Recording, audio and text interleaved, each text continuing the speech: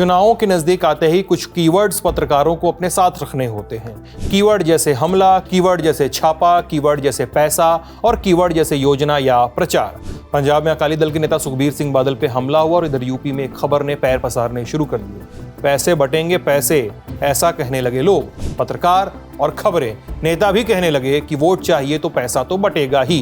Welfare की व्याख्या की जाने लगी है, फ्रीबी पर फिर से बहस शुरू होने लगी है। गणित किया जा रहा है, हाईवे रिपेयर किया जा रहा है, रिजल्ट जारी किया जा रहा है और शुरू किया जा रहा है ये शो। नमस्ते, मेरा नाम सिद्धांत है और आप देख रहे हैं ललन टॉप यूपी बुलेटिन।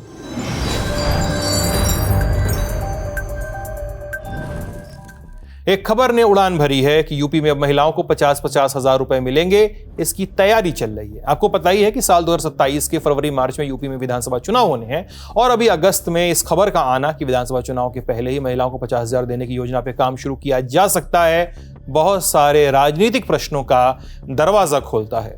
आज तक से जुड़े पत्रकार हैं आशीष श्रीवास्तव, उनकी रिपोर्ट्स के हवाले से कुछ बात करते हैं। 50,000 रुपए एक साथ नहीं दिए जाएंगे महिलाओं को, बल्कि किस्तों में बटेंगे, ऐसा कुछ प्लान सोचा जा रहा है। थोड़ा पैसा चुनाव से पहले, थोड़ा बचा हुआ चुनाव के बाद। चुनाव के पहले 20,000 रुपए की पहली किस्त दी जा सकती है और इसके बाद बाकी पैसे तब मिलेंगे अगर यूपी में बीजेपी की सरकार बनती है तो, यानी तब 10-10 हजार रुपए की 3 किस्तें सरकार बनने के बाद मिलेंगी, ऐसा सोचा जा रहा है। नेता तो कहना शुरू कर चुके हैं कि चुनाव जीतने के लिए पैसे का इस्तेमाल किया जा रहा है, लेकिन खबरों की माने तो महिलाओं को सशक्तिकरण और आर्थिक रूप से इंडिपेंडेंट बनाया जाए, ये इस पूरी योजना की टैग लाइन हो सकती है। अब सवाल है कि यदि पैसे मिलते हैं और मिलेंगे तो किसको मिलेंगे, किन महिलाओं को मिलेंगे।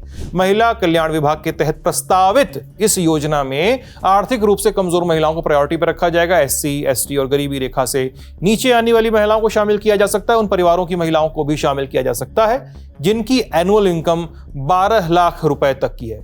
अब जाहिर है कि सब कुछ प्लानिंग का हिस्सा है, लेकिन ये अगर इस प्लानिंग को ही देखें तो समझ में आ रहा है कि अमली जामा अगर पहनाया गया तो महिलाओं का एक बड़ा चंक इस हिस्से में आएगा।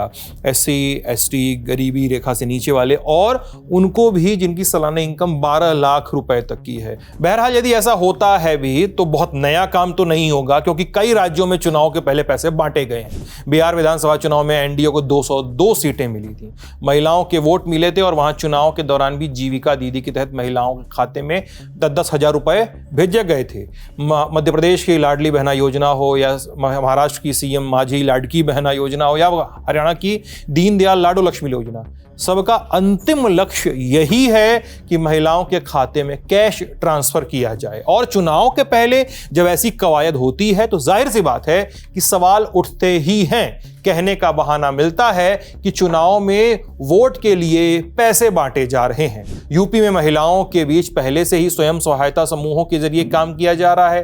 राज्य ग्रामीण आजीविका मिशन के तहत करीब 10-10 महिलाओं के स्वयं सहायता समूह बनाए जाते हैं। इन समूहों को अलग अलग गतिविधियों स्वरोजगार से जोड़ा जाता है। अब यूपी में करीब 98.76 लाख महिलाएं स्वयं सहायता समूहों से जुड़ी हुई हैं।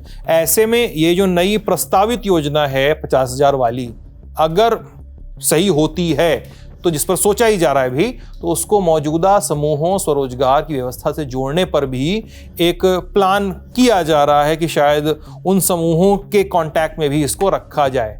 ध्यान रहे कि अभी बस सोचा जा रहा है। कुछ जानकार एक अलग एंगल शेयर कर रहे हैं। कहने वाले कह रहे हैं कि अभी किसी भी योजना पे विचार नहीं किया जा रहा है, खबरें बस हवा में है, इसलिए ही उड़ रही हैं।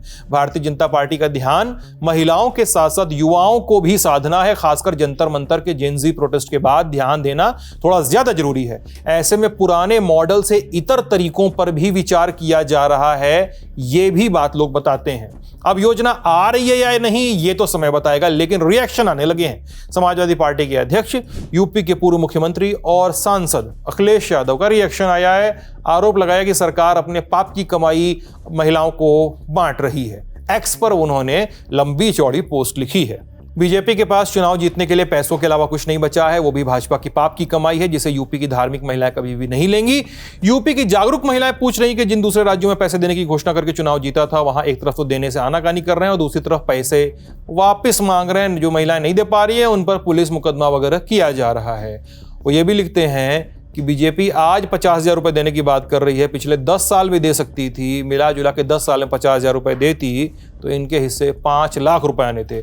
अब 20,000 रुपये दे रहे हैं तो बचा हुआ बकाया है 4,80,000। ये अखिलेश यादव का गणित है। क्या ये भी रहे हैं कि हम आए तो 40,000 रुपये देंगे हर साल और हर साल बढ़ाई वो करेंगे। सपा सांसद डिंपल यादव ने भी इस खबर पे अपनी प्रतिक्रिया दी है, सुनिए।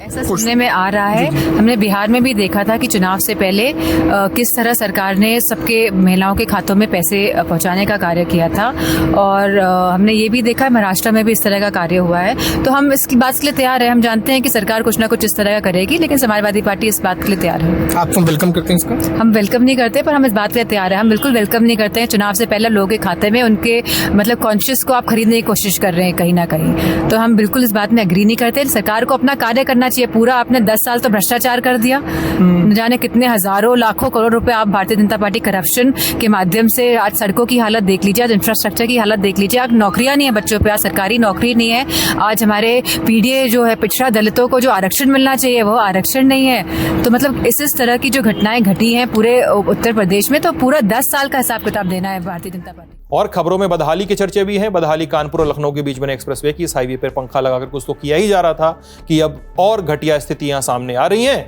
आईआईटी खड़गपुर से जुड़े एक्सपर्ट्स की टीम इसकी जांच कर रही है। सड़क पर बने एक गड्ढे में एक टीम ने पानी भरा और कुछ समय तक पानी गड्ढे से बाहर ही नहीं निकला, सूखा ही नहीं। शिकायत भी मिली कि अलग अलग जगहों पर नमी ज्यादा होने की वजह से एक्सप्रेसवे की स्थिति खराब हो रही है। नवभारत टाइम्स की रिपोर्ट की माने तो कानपुर से लखनऊ जाने वाला रूट 15 जगहों से खराब हो चुका है।